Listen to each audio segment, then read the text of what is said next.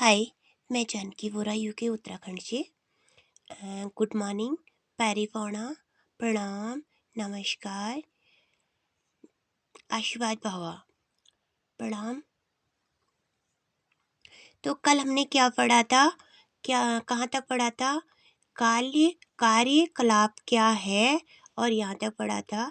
और अब हम आगे को क्या पढ़ने हैं?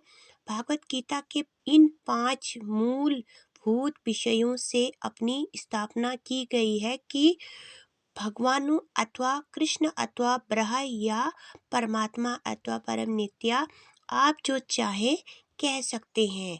आप सब में से श्रेष्ठ है, सब में सबसे श्रेष्ठ है।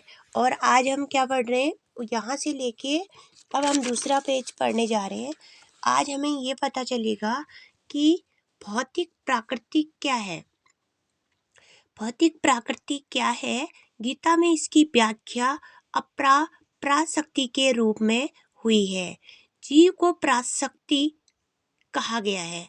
जीव को पराशक्ति उत्कृष्ट प्रकृति कहा गया है। प्रकृति चाहे परा हो या अपरा, सदैव नियंत्रित में रहती है। प्रकृति स्त्री स्वरूपा है। प्रकृति क्या है? प्रकृति स्त्री स्वरूपा है और वह भगवानों द्वारा इसी प्रकार नियंत्रित होती है। जिस प्रकार पत्नी अपने पति द्वारा सदैव प्रकृति सदैव अधीन रहती है, उस पर भगवानों का प्रभुत्व रहता है, क्योंकि भगवानों की नियंत्रित है। जीव तथा भौतिक प्रकृति दोनों ही परमेश्वर द्वारा अधिशासित एवं नियंत्रित होते हैं। गीता के अनुसार यद्यपि सारे जीव परमेश्वर के अंश हैं, लेकिन वे प्रकृति ही माने जाते हैं। इसका स्पष्ट उल्लेख भागवत गीता के 7वें अध्याय में हुआ है। अपरे नियमित सत्व न्याय प्रकृति विधि में परामु जीवभूता महाबाहु यदेद धार्यते जगतु। यह भौतिक प्रकृति मेरी अपरा प्रकृति है। मेरी अपरा प्रकृति है। माँ के बगैर ये संसार कैसा लगेगा आपको? अगर माँ घर में ना हो, बच्चा थोड़ा माँ के बगैर हो सकता है।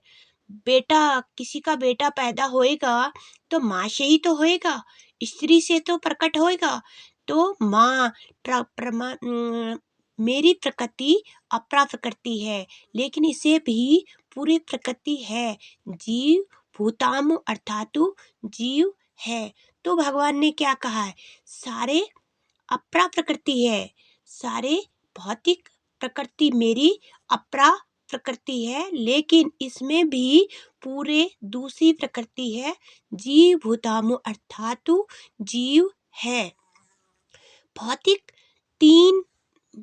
तीन गुणों से निमित्त है। पहला गुण क्या है? सतोगुण। दूसरा गुण क्या है? रजोगुण। तथा तीसरा गुण क्या है? तमोगुण। इन तीनों गुणों के ऊपर नित्य काल है, और इन प्रकृति के गुणों तथा नित्य काल के नियंत्रित के सहयोग से अनेक कार्यकलाप होते हैं।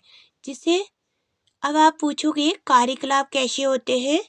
कर्म, जो कर्म कहलाते हैं। जैसे किसी ने स्कूल खोल दिया, किसी ने गौशाला खोल दिया, किसी ने कोई कंपनी खोल दी, कोई बिजनेस खोल दिया। ये क्या है? कार्यकलाप कहलाते हैं।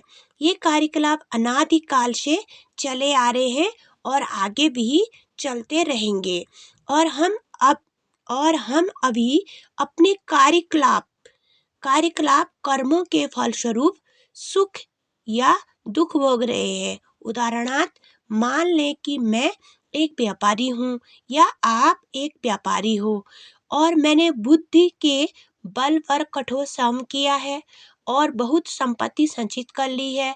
तब मैंने संपत्ति के सुख का भोगता हूँ। जैसे आपको मैं ये समझा दूं, जैसे कोई कहता है कि मैंने आज ये कर लिया तो मैं भंडारा कर रहा हूँ, तो क्या हो गया? वो सुख का भोगता हूँ। किंतु यदि मान लें कि व्यापार में हानि से मेरा सब धन जला जाता रहा तो मैं दुख का भोगता हूँ। तो तब क्या होगा, दुख के भोगता में सब लोग क्या करेंगे, सहायता करेंगे। और अगर कोई सुख का भोगी होगा तो क्या करेंगे, भंडारा करेंगे, सब लोग भंडारा खाएंगे।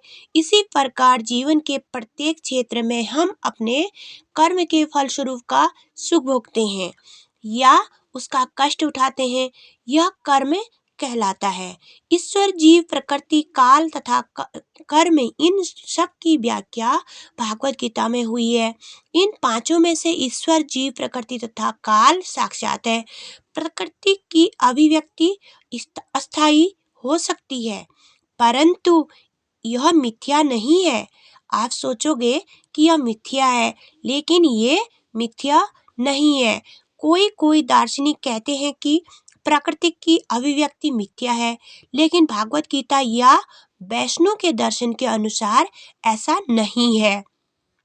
अब आप कहोगे कि सबसे पहले भगवान कौन से आए थे, कि भोलेनाथ आए थे, पार्वती माता आई थी, किसका जन्म पहले हुआ था और कौन दिन को पैदा हुआ था, कौन रात को पैदा हुआ था।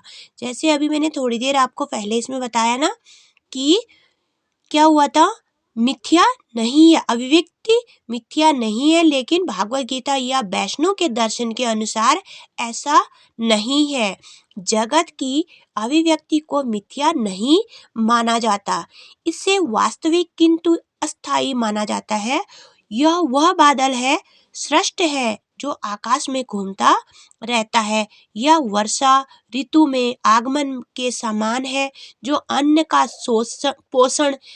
का पोषण करती है।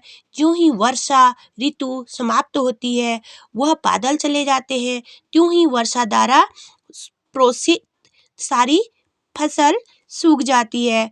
उसी प्रकार यह भौतिक अभिव्यक्ति एक नित्य अंतराल में होती है, कुछ काल तक ठहरती है, फिर लुप्त हो जाती है। तो मेरे कहने का इसका तात्पर्य ये था कि जैसे अभी क्या होगा, सूखा पड़ जाएगा और ओस गिरेगी और सारे अपने आप सूख जाएगा। तो भगवान क्या कहते हैं, अगर आप लोग कहोगे कि हमने, वो कोई कहता है ना, आग लगा दिया मैंने जी, आग लगा दिया, क्या किया, अहंकार में आग लगा दिया। अब भगवान क्या करेंगे, किसी ने आग लगाया है तो उसने तो अहंकार से लगाया, लेकिन कोई बुझाएगा तो कैसे बुझाएगा, वो तो जल का इस्तेमाल करेगा, पानी का इस्तेमाल करेगा, क्या करेगा। कोई यही कहेंगे ना कि जल लाइए जी, जल्दी से आग लग गई, पानी डालना है या बुझाना है, जो भी ये सब कहेंगे। तो इसी का एक जो इसमें दिया, ऐसा नहीं कि प्रकृति वैष्णु कहाँ तक, ऐसा नहीं है, जगत की अभिव्यक्ति की मिथ्या नहीं माना जाता है, इसे वास्तविक किंतु स्थायी माना जाता है। वह बादल के सृष्ट है, जो आकाश में घूमता रहता है, या वर्षा ऋतु के आगमन के समान है, जो अन्न का पोषण करती है। ज्यों ही वर्षा ऋतु समाप्त होती है और बादल चले जाते हैं, त्यों ही वर्षा द्वारा शोषित सारी फसल सूख जाती है। इसी प्रकार भौतिक अभिव्यक्ति इस निश्चित अंतराल में होती है, कुछ काल तक ठहरती है और फिर लुप्त हो जाती है। प्रकृति इस रूप में कार्यशील है, लेकिन यह चक्र निरंतर चलता रहता है, इसलिए प्रकृति साक्षात है, मिथ्या नहीं है। और भगवानों इसे मेरी प्रकृति कहते हैं। गोविंद भगवान श्री कृष्ण इसे मेरी प्रकृति कहते हैं। यह भौतिक प्रकृति अपरा प्रकृति परमेश्वर की भिन्न शक्ति है। इसी प्रकार जीव भी परमेश्वर की शक्ति है, किंतु वे विलंग नहीं, अपितु भगवान से नित्य संबद्ध है। इस तरह भगवान, जीव, प्रकृति तथा काल ये सब परस्पर संबंधित है और सभी साक्षात है, लेकिन दूसरी वस्तु कर्म साक्षात नहीं है। हाँ या ना, सही या गलत। हाँ, कर्म के प्रभाव अत्यंत पुरातन हो सकते हैं, और अगर ना कह दिया तो क्या होगा, हम अनादिकाल से अपने शुभ अशुभ कर्म फलों को भोग रहे हैं, किंतु साथ ही हम अपने कर्मों के फल को बदल भी सकते हैं और यह परिवर्तन हमारे जीवन की पूर्णता पर निर्भर करता है। हम विविध प्रकार के कर्मों में व्यस्त रहते हैं। निसंदेह हम यह नहीं जानते कि किस प्रकार के कर्म करने से हम कर्म फल से राहत प्राप्त कर सकते हैं, लेकिन भागवत गीता में इसका भी वर्णन हुआ है और इससे आगे के लिए मैं आपको कल सुनाऊंगी। गोविंद भगवान श्री कृष्ण भगवान की जय। भागवत गीता की जय।